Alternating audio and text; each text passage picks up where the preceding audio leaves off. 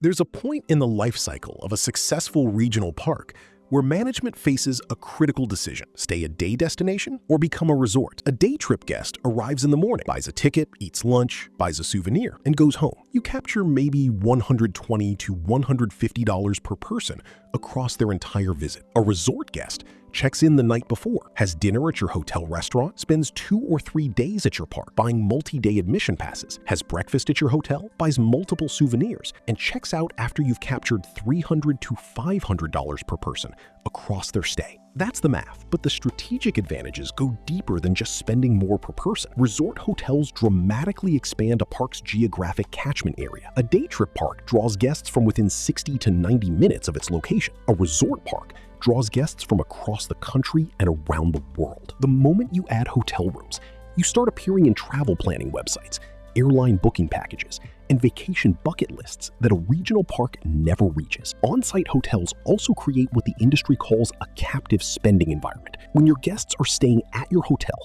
eating at your restaurants, and riding your shuttle buses, 100% of their vacation dollar stays within your ecosystem. No competing restaurant next door, no discount souvenir shop across the street. It's all you. Operating profit margins on well-run themed resort hotels routinely run between 30 and 40%. And during bad weather, which can devastate a day trip park, hotel guests stay in the resort and keep spending. Even when rides are closed, the hotel is a financial shock absorber. This is an industry where a thunderstorm can cost you hundreds of thousands of dollars in a single afternoon.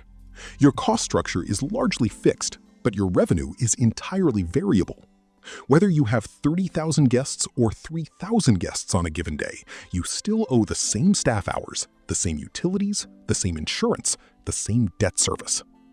Heavy rain forces the closure of your most important rides. High-speed outdoor coasters can't operate because water affects braking performance. Lightning detected within 5 to 10 miles triggers mandatory shutdowns of all outdoor rides. Extreme heat drives families to stay home in air conditioning. Hurricanes force multi-day closures.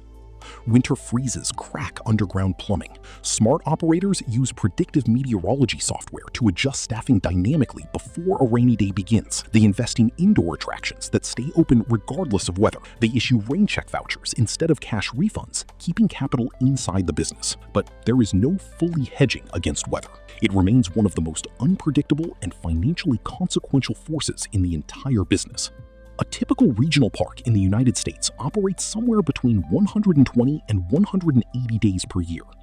6 months of serious operation clustered around summer, with shoulder periods in spring and fall. For the other 6 months, the park is either partially open for special events or completely dark. But it still owes money. Property taxes keep accruing. Security personnel keep the facility safe from vandalism and weather damage. Engineers and mechanics execute the major overhauls that can't happen when guests are on property. The corporate management team, the marketing department, the accountants, they're all still on salary. The business model requires generating enough net cash flow in 6 months of operation to fund 12 months of fixed obligations. This is where seasonal events become not just fun, but financially critical. Cedar Fair's Knott's Scary Farm in California and Universal's Halloween Horror Nights are the gold standard. These events transform parks into haunted attractions during September and October, charging separate admission, often higher than standard summer tickets, and attracting young adults aged 18 to 30 who aren't traditional summer park guests. That demographic is less price-sensitive and spends heavily on specialty food, drinks, and exclusive merchandise. Winter Christmas festivals serve a similar purpose, extending weekend operations through November and December in moderate climates. These shoulder season events smooth the cash flow curve, support year-round employment for core staff, and accelerate the timeline for paying back the initial investment. A successful park that generates strong profits does not simply sit on those profits. It immediately reinvests them. And if it doesn't, it starts dying. The reason is something called attraction fatigue. The first time a guest rides your signature coaster, it's an extraordinary experience. The 10th time, across multiple visits over several years, it's routine. Human beings habituate to experiences very quickly. What was thrilling becomes ordinary, and ordinary doesn't sell tickets. A park cannot survive on its existing ride inventory. Industry practice is to add at least one significant new attraction every 2 to 3 years, with a major headline ride, the kind that generates regional media coverage and appears in television advertising every 3 to 5 years. Major parks typically budget between 3 and 7% of gross annual revenues every year for capital reinvestment, directed toward new attractions, ride refurbishments, updated theming, and park improvements year after year without pause. Failure to maintain that cycle triggers a financial death spiral. Attendance drops, season pass renewals fall, pricing power weakens. The park starts discounting tickets, margins compress. Less profit means less capital to reinvest. Less investment makes the park even less attractive. Down and down it goes until the park finds new capital or closes. Let's be honest about the catastrophic risks, because they're real and they're expensive. A ride accident that injures or kills a guest is the single most devastating event that can happen to a park, not just morally, financially. The immediate consequence is mandatory shutdown of the ride during a regulatory investigation. Depending on the findings, that shutdown can last days, weeks, or permanently. Legal liability suits follow, often running into the millions. Insurance premiums increase substantially at the next renewal, and the reputational damage suppresses park-wide attendance for years. Guests are risk-sensitive. They remember, and once they stop trusting a park, winning that trust back takes a very long time and a very large marketing budget. The COVID-19 pandemic demonstrated another category of catastrophic risk that nobody in the industry had seriously modeled before 2020. Parks across the United States and the United Kingdom faced total operational shutdowns for months. Revenue went to zero. Fixed costs did not.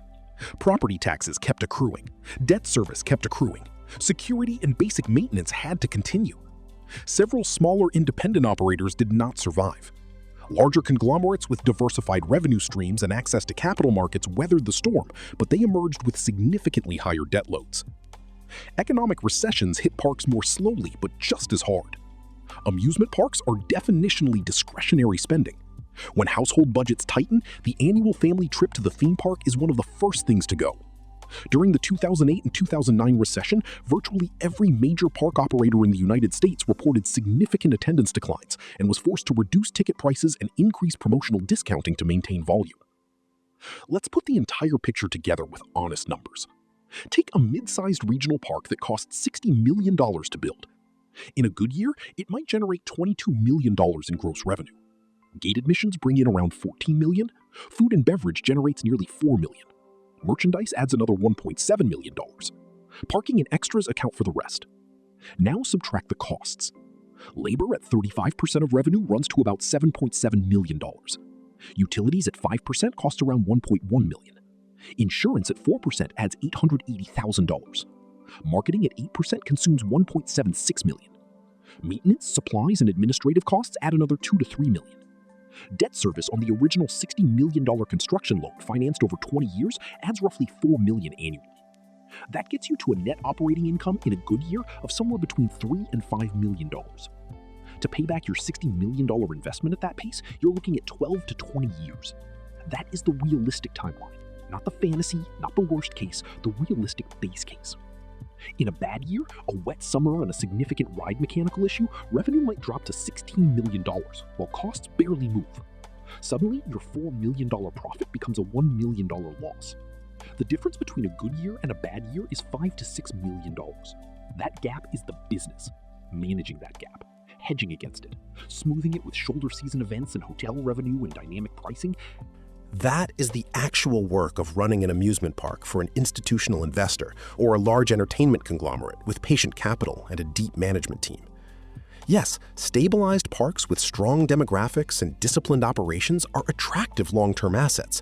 They generate recurring cash flow. They own appreciating real estate. They benefit from enormous barriers to entry that protect them from new competition. Nobody builds a competing park next door.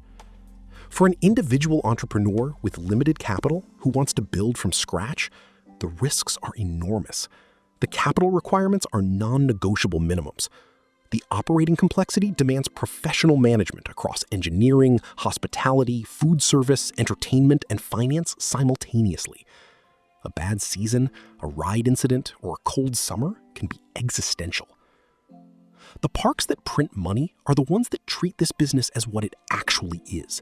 Not a collection of rides, a sophisticated, multi-layered economic engine where every square foot of real estate is optimized to generate multiple revenue streams.